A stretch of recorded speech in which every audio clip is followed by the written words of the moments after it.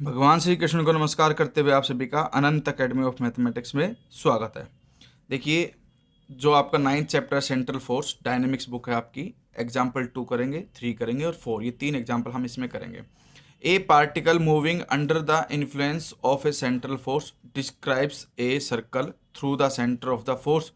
Prove that the force is attractive and inversely proportional to the fifth power of the distance. ठीक है, सबसे पहले तो आपको एक चीज़ का पता होना चाहिए कि जो इक्वेशन ऑफ सर्कल है पोलर फॉर्म के अंदर वो क्या होती है। वो होती है r is equal to 2a cos theta. ये याद रखनी पड़ेगी आपको। a be the radius of circle, take pole on the circumference of the circle and diameter through the pole as the initial line. ठीक है, कि भाई पोल को इनिशियल लाइन मान करके उसी के रिस्पेक्ट में आप क्या लोगे, सर्कमफ्रेंस और डायमीटर वगैरह ली जाएंगी। फिर द इक्वेशन ऑफ सर्कल क्या हो जाएगी, r is equal to 2a cos theta, जहाँ पर जो a है आपकी वो रेडियस कहलाएगी। अब यहाँ पर इसने क्या किया, रेसिप्रोकल कर दिया है इसका। जब हम इसका रेसिप्रोकल करेंगे तो ये 1/r हो जाएगा और ये हो जाएगा 1/2a, और कोस का रेसिप्रोकल होता है सेक थीटा, और 1/r को फिर u लिख दिया इन्होंने, तो u is equal to 1/2a sec theta, where u is equal to 1/r। अब हम करेंगे differentiating one with respect to theta. We have जो u है उसका derivative du by D theta, 1/2a sec theta का sec theta into tan theta. फिर हम करेंगे इसका double derivative, 1/2a constant as it is, इन दोनों में लग जाएगा product rule, sec theta as it is और टेन थीटा का। एक मिनट को, इसने क्या किया है, पहले टेन थीटा को एज इट इज रखा है और सेक का किया सेक इंटू टेन, तो टेन दो बार होने की वजह से टेन स्क्वायर हो गया, फिर प्लस का साइन, फिर सेक एज इट इज और टेन का डेरिवेटिव होगा सीकेंट स्क्वायर, तो सीकेंट स्क्वायर इंटू सेक मिल करके सीकेंट क्यूब हो गया है। ठीक है, इसका प्रोडक्ट रूल से डेरिवेटिव करना, ये आएगा आपके पास। इसमें टेन स्क्वायर को लिख दिया सीकेंट स्क्वायर थीटा -1, क्योंकि सबको सीकेंट में कन्वर्ट करना है हमें। अब सीकेंट को मल्टीप्लाई किया, secant cube theta minus secant theta और प्लस में सीकेंट क्यूब थीटा, तो हमारे पास 2 सीकेंट क्यूब थीटा होने की वजह से डबल हो गए और माइनस में secant theta as it is, simplification करके। अब इक्वेशन 1 और इक्वेशन 2 को क्या करेंगे हम, ऐड इसलिए करेंगे क्योंकि हमारे पास जो लॉ होता है उसमें ये कंडीशन होती है d square u by D theta square plus u is equal to f upon h square u square. Main ये है, तो हमें ये दो चीज़ें निकालनी होती है हमेशा। u हम पहले निकालेंगे, फिर उसका सेकंड डेरिवेटिव निकालेंगे, फिर दोनों को ऐड कर देंगे। तो हमारे पास जो u है वो तो आपके पास है 1/2a सेक थीटा, और सेकंड डेरिवेटिव की वैल्यू जो आई वो आई 1/2a ब्रैकेट में 2 secant cube theta minus sec theta, ये तो इसकी वैल्यू आई थी। फिर प्लस में जो u है वो 1/2a सिर्फ सेक थीटा है।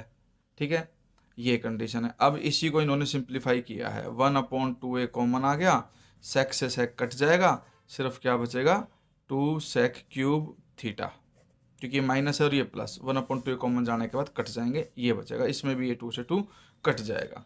तो हमारे पास कंडीशन ये आ जाएगी 1/a सीकेंट क्यूब थीटा। अब सीकेंट की वैल्यू कहाँ से निकालेंगे हम, सीकेंट की वैल्यू यहाँ से निकालेंगे, जो u था आपके पास, u क्या था 1/2a सेक थीटा था, तो 2au जो है वो क्या बन गया, सेक थीटा बन गया। अब मैं ये जो वैल्यू है वो यहाँ पर सेक की जगह पे रख सकता हूँ, तो वो आ जाएगी 1/a 2au होल क्यूब। ठीक है, सिंप्लीफिकेशन करके 2a स्क्वेयर u क्यूब, ये कंडीशन आपके पास बचेगी। और यहाँ पे 2 का क्यूब है तो इसलिए ये 8 आएगा, एक्चुअली ये 8 आएगा, 8a स्क्वेयर u क्यूब, तो वही कंडीशन यहाँ पर आ गई। ठीक है, अब the differential equation of the central orbit is d square u by D theta square plus u equal to f upon h square u square है। तो इसका मतलब जो ये वैल्यू आएगी ये किसके इक्वल होगी, F upon h square u square, क्योंकि ये दोनों इक्वल हैं, तो इसकी जगह पे ये वैल्यू लेफ्ट में रख के ये कंडीशन आ जाएगी आपके पास। अब यहाँ से ये उधर जाके मल्टीप्लाई हो जाएगा और आपके पास कंडीशन क्या आ जाएगी, f is equal to 8a square h square u की पावर 5। ये जो कांस्टेंट है 8a स्क्वेयर एच स्क्वेयर, इसको इन्होंने क्या मान लिया, लैम्डा मान लिया, कि भाई ये जो पूरा आया इसको लैम्डा मान लिया, लैम्डा यू की पावर 5। ठीक है, फिर f is equal to lambda, u को 1/r लिख दिया, तो f is proportional to fifth power of the r, तो thus the force varies inversely as the fifth power of the distance, क्योंकि डिस्टेंस फ्रॉम द पोल जो है वो r कहलाती है आपकी। कि the positive value of f shows that the force is attractive. अब पॉजिटिव आई है इसलिए फोर्स इज अट्रैक्टिव। फिर सेकंड और third example, the pedal equation of an ellipse with pole at the centre is. ये इक्वेशन दे रखी है हमें, find the law of force. तो जब पेडल फॉर्म हमें गिवन हो तब हम उसमें क्या करते हैं, डिफ्रेंशिएशन करते हैं विद रिस्पेक्ट टू आर। तो A square B square constant as it is, P की पावर -2 है, उसका हो जाएगा -2 पी की पावर -3 और D p by T R, और वो जो पी की पावर -3 है वो नीचे जा करके प्लस हो जाएगी। ठीक है, तो ध्यान रखना जब कभी भी आपके पास ऐसा केस आ जाए कि भाई 1/p² है तो डायरेक्टली भी लिख सकते हैं उसका डेरिवेटिव -2/p³ और D p by d are, और जो भी कांस्टेंट मल्टीप्लाई में वो एज इट इज मल्टीप्लाई में रहेगा, ये 0 और -r² का 2r, और यहाँ से हम क्या वैल्यू निकालेंगे 1/p³ d p by d are, जो भी कांस्टेंट वैल्यू उधर जा करके सिंप्लीफिकेशन हो जाएगी, नेगेटिव से नेगेटिव कैंसिल, 2 से 2 cancel, r/a² b²। The differential equation of central orbit in pedal form, ये याद रख लेना, पेडल फॉर्म में ये होती है आपके पास 1/p³ d p by d r equal to f/h²। इसकी वैल्यू ऑलरेडी ये आ गई, तो ये दोनों एक दूसरे के इक्वल रखोगे, एक दूसरे के इक्वल रख के एफ की वैल्यू निकालोगे, जो भी कांस्टेंट उसको लैम्डा मान लोगे, जो बच गया वो are.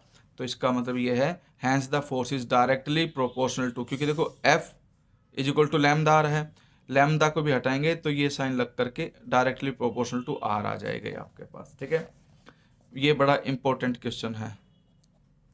A particle describes the equiangular spiral R is equal to A की power theta cot alpha under a force to the pole, find the law of force. तो ये देखिए, the given equation of curve is R equal to A की power theta cot alpha, फिर reciprocal कर देंगे, यानी कि आर को एक प्रकार से 1/u लिखेंगे और u को हम ले जाएंगे उधर, रेसिप्रोकल मत करना, सीधा सीधा आर को 1/u लिख देना, u उधर जाके मल्टीप्लाई हो जाएगा, और कंडीशन क्या आ जाएगी 1 is equal to au e की पावर थीटा कोट अल्फा, ये कंडीशन आ जाएगी हमारे पास। इसके बाद differentiating 1 with respect to theta, इसका डिफ्रेंशिएशन कर दोगे विद रिस्पेक्ट टू थीटा, तो यहाँ पर 1 का 0, इसमें ए की power theta cot alpha as it is, जो u है उसका derivative du by D theta, फिर प्लस का साइन। अब की बार au as it is, e की पावर थीटा कोट अल्फा का e की पावर थीटा कोट अल्फा, और जो पावर में थीटा का कोफिशिएंट है कोट अल्फा वो और मल्टीप्लाई में आ जाएगा, क्योंकि a थीटा का डेरिवेटिव a होता है, तो यहाँ पे a की जगह पे कोट अल्फा है तो वो आएगा आपके पास। ठीक है, तो ये सिंप्लीफिकेशन करेंगे। इसके बाद जो हमारे पास कंडीशन आएगी उसमें से हम क्या कर सकते हैं, जो ये आपका e की पावर थीटा है और कोट अल्फा, ये कोट अल्फा पावर में है, ठीक है, ये हम कॉमन ले लेते हैं। जब हम कॉमन लेंगे इसको तो हमारे पास क्या बचेगा, A D you by D theta plus में आपके पास बच गया A U cot alpha bracket close.